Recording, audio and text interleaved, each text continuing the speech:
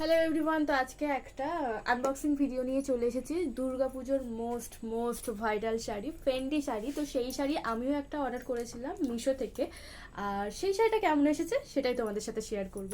আমার তো ধৈর্য কম, তো শাড়িটা পার্সেলটা আসার সাথে সাথেই আমি ওপেন করে দেখে নিয়েছি জিনিসটা কেমন এসেছে।